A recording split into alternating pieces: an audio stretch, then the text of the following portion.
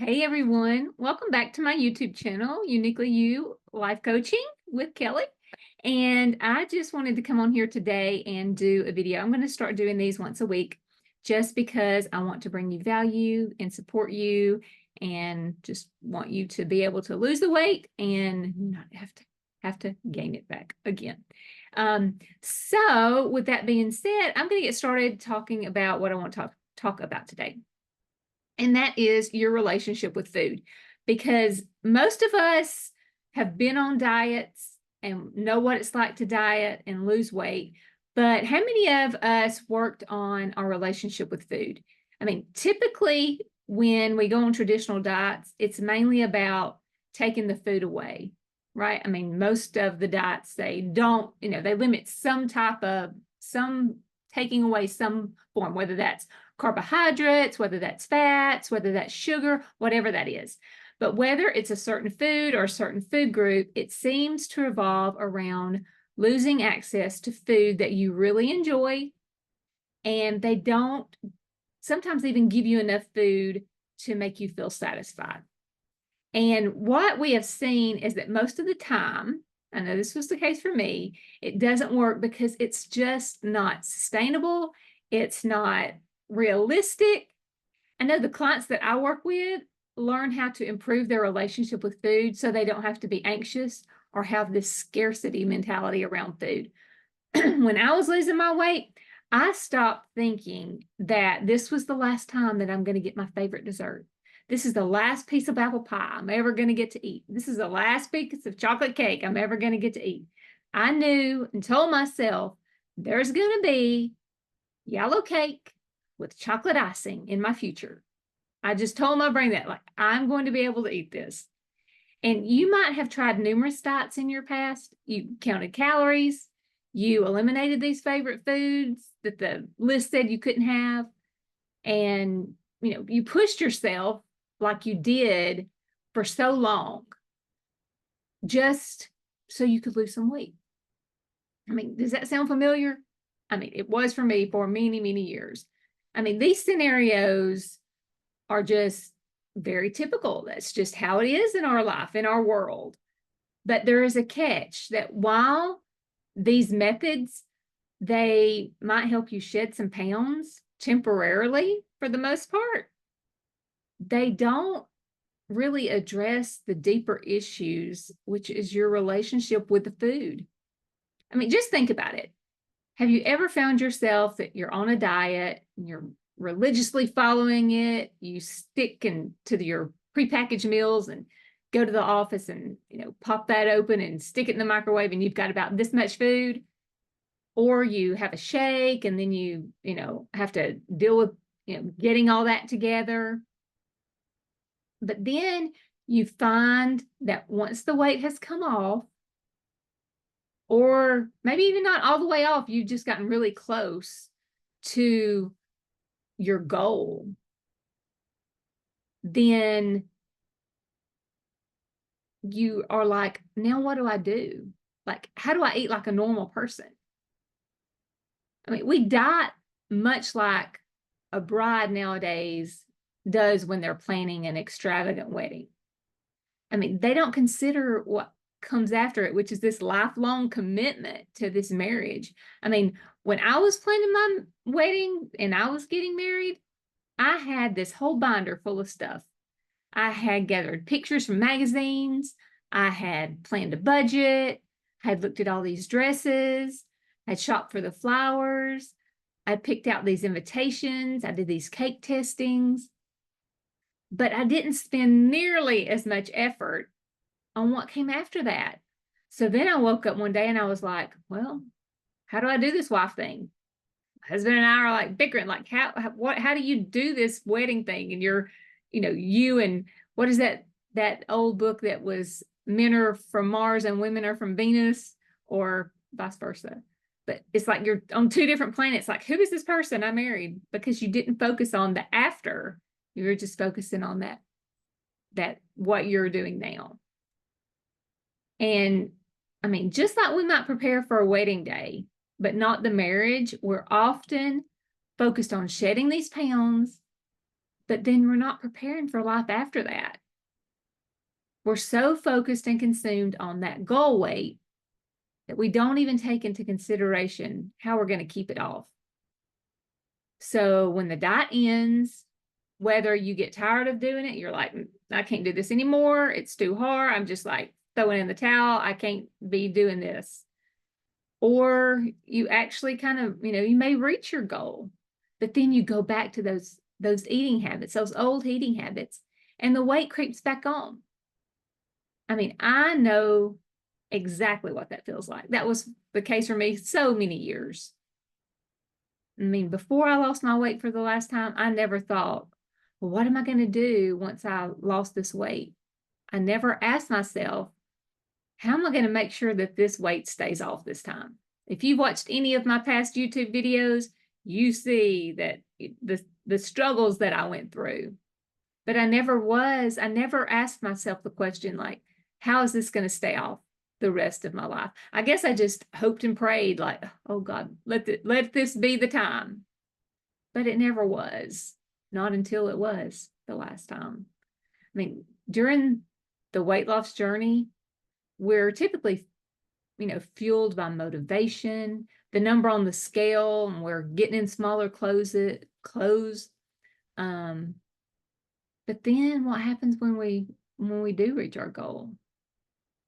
I mean, without that external motivation, it's real easy to slip back into old patterns.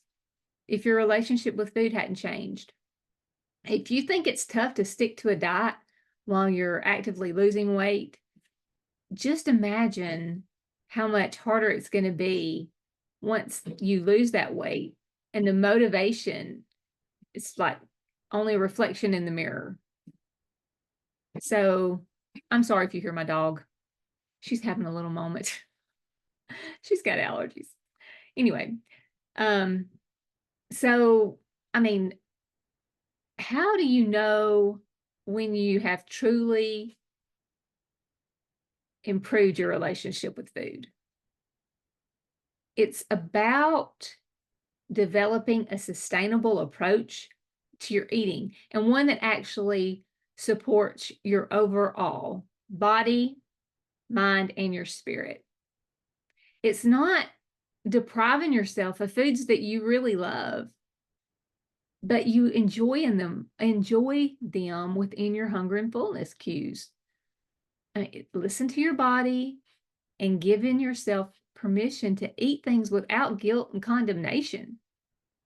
Instead of viewing food as your enemy or means to an end, you can start seeing food from a new and a different perspective. And that means tuning into your hunger cues, savoring each bite, eating slowly so you really taste it, actually enjoying the food that you eat, not just shoveling it in. It's realizing that you may need more food or feel more hungry from one day to the next, depending upon your body needs. I mean, there may be days when you are more active. You're going to need more to eat. There may be days then you're not active. Maybe you're on your period. Maybe there's just different scenarios. But you listen to your body. I mean, ask yourself these questions. Do you approach eating with awareness, or is it just mindless? Do you feel confident when you choose what you want to eat? Or do you have the should nots when you eat certain foods? I should not be eating this. I should not be stuffing this in my mouth. Do you view food as nourishment for your body and something that you enjoy? Or is it a source of guilt and shame? I mean, when we're on diets, when you were on a diet, did you ever find yourself sneaking bites while standing and finishing off your child's leftovers? You're cleaning up after dinner, and instead of just raking that extra in the trash or putting it in a container for later, you're over there eating the leftovers. I mean, for years and years, I stood in the pantry to eat, and I made sure that no one was coming around the corner and was going to catch me. I mean, has anybody else done that? Or I'm the only one that like peeks around the corner and listens for the creak of the stairs to see if anybody's coming down. I did that so many times. So many times. This was one of the crazy things that I had done. I went and I bought a dozen donuts. On my way home, I would eat 2 of them. And then my family would come home and eat maybe 4 of them. Like each person would have 2. Well, that leaves 6 donuts. Well, then I would get up in the morning and eat 2 more before I went to work. And have 2 more when I would come home. And so now I'm down to like 4 donuts, right? So there were 6 left in the box. But now I have to go and buy another box of donuts because I don't want my family to see how many I ate, and then replace those so that there's only 6 left in the box. Whether I'm eating them or I save them, put them in something for later that they're hidden so I can sneak and eat them later. Madness. But oh my goodness, things have changed so much. Now I enjoy the foods that I love without hiding. I don't hide and shame or sneak eat because I don't have to. I mean, think about the times when your family goes out to dinner. Have you felt like you couldn't wait for the meal to come? You're diving into that chip or that bread basket that comes to the table like it's your main course. I mean, that sense of urgency, it often comes from things that you have deprived yourself of, like the chips or the bread, things that are off limits. I mean, it's normal to feel like you want to indulge because who knows when you might get this food next. It may be, it may be a week. But when you have a healthy relationship with food, then you can just sit there and you can just wait. You'll just, you might have a little bit of whatever bread or chips or whatever that comes to the table, but you don't feel like you have to dig in just because you can't wait for your evening meal to come. I'll tell you one thing that I do. We eat Mexican quite a bit. But I take the chips and I will put some out on a napkin and I will break them into like 3 or 4 pieces, each chip. And that makes me feel like I've got more. So I can eat what I love. I enjoy those chips. I can eat those, but I know that I need to save room for my dinner. But because I have cracked that chip into 3 or 4 pieces, then it's a mind thing, I'm quite certain, but I just feel like I've had more chips than I have because they're in those little pieces. So, I mean, really think about it. The 2 reasons that we will shovel that food in really, really quick is that we're trying to silence those thoughts in our head that say we shouldn't be eating this forbidden food. And 2, we don't ever know when we're going to get it again. Like I said, you just don't know. Okay, I'm supposed to be on this diet. I'm supposed to follow these rules, but then, you break it so you can eat, something that you really want. I mean, another obvious sign that your relationship with food has changed is the ability to choose what you eat without overthinking it. I mean, you no longer examine every single morsel that goes to in your mouth, how many calories everything has, how many macros are in it. You just trust your body to guide your food choices based on what it needs. I mean, good riddance. Bye-bye are the days when you had good and food bad list.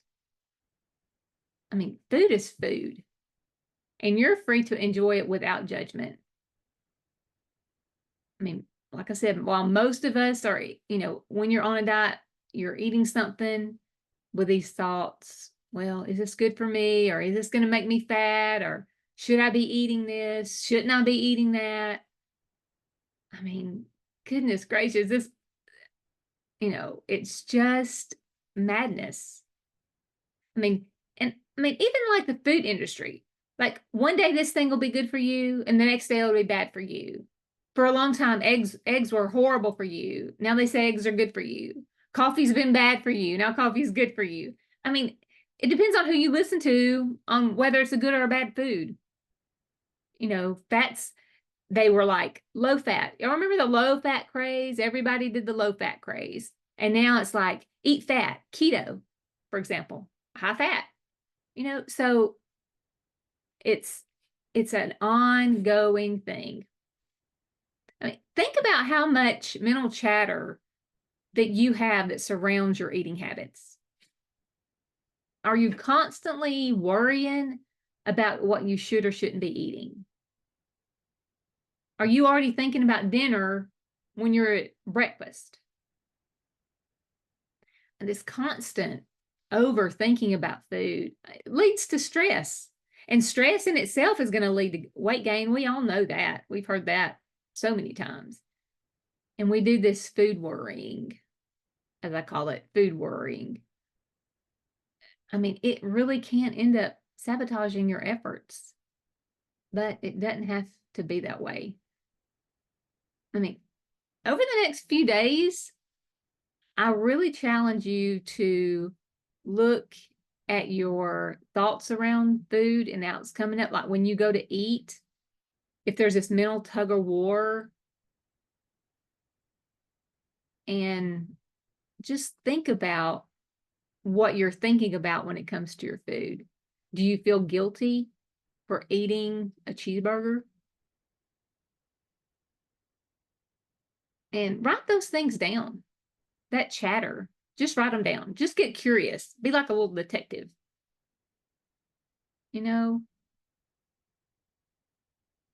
So the way that you're going to know if your relationship with food has truly changed is you're not going to have that, like, I got to start over tomorrow or on Monday, or restrict these certain foods because someone said that they'd cause you to gain weight. Or when you eat too much, you beat yourself up. I mean, traditional diets, the common diet out there, it does focus on outer change. But you know what? Your true transformation, it comes from inside. It is an inside job. And when you build a positive relationship with food, you are going to finally be able to break free from that cycle of dieting. And you diet and then you binge, and then you diet and then you binge. And all those chains, that bondage that you're in, you're going to break free of that. I mean, nobody's perfect, especially when it comes to eating and your weight loss. So I know when I lost my weight for the last time, I didn't do it perfectly. I mean, I would eat when I wasn't hungry sometimes. I would overeat sometimes. And I still had those thoughts that came up because I had been thinking that way for so many years. But I finally learned that I could quit beating myself up over the times when I would mess up. And I would say, no, we're not going to eat again until we get hungry. I mean, if you took 30 pennies and you put them in a jar, say 30 days of the month, put 30 pennies in a jar, and you pulled out one or two of those, which represent maybe the times that you were overeating, or even if you pulled out 10, you still got 20 when you did good. Nobody does anything perfect. And the all or nothing thinking, that is a prime, that is a major thing with the dieting. It's all or nothing thinking, expecting you to do it perfect. I know for me, it was like, I'm going to do it perfect or I'm not going to do it at all. I was one or the other. It's all or nothing, or black and white. There was no gray, like I could have this. But normal people, people that eat like normal eaters, they sometimes overeat. I have seen my relatives that are stick thin overeat, but you know what? They're not beating themselves up about it. They're just like, oh, we're not going to be eating until tomorrow, because that's just the way they are. That's how a normal eater eats. Or like maybe you have a day when, you know, your scale doesn't move. And so you start beating yourself up. You start thinking, I just can't do this. What's wrong with me? Realize those are just thoughts. Look at it as data. I mean, sometimes you have water weight. Sometimes there'll just be a reason. I mean, maybe you didn't go to the bathroom that day. It's just so many things can vary about that scale. But one thing you can't do is if you're eating and following and listening to your body and what your body needs, and you have those times maybe when the scale didn't move, don't just throw in the towel. It's like slashing, you know, if you got a flat tire, slashing the three others. You're not going to go anywhere at that point. Because building a new relationship with food, it takes time, especially if you've dieted for a long time. It's a journey. It is absolutely a journey that you're going to have to walk through. It involves your body and it involves your mind. And we bring the spirit into it as well, asking the Lord to help us to see our body as his temple. I don't want to just make that like a tag on the end, because that's not it. We bring him into the whole process. So with all that, I do want to invite you over to join I have a free Facebook group called, I do this every time. Weight Loss Made Simple, dropping the physical and mental weight. So I'm going to put a link to it below, and just hop over. It's, you know, there's women in there that we're all on the same journey. You know, they're all working to lose weight, build a new relationship with food, new relationship with themselves. And so I just invite you over to check that out. Join that group. Come join that group. Get support, get accountability, and build a new relationship with food, because that's what it's going to take. It's what it's going to take to keep it off forever, permanently. It's what it's going to take. So I'm going to go for now, and I will see you next week. Bye.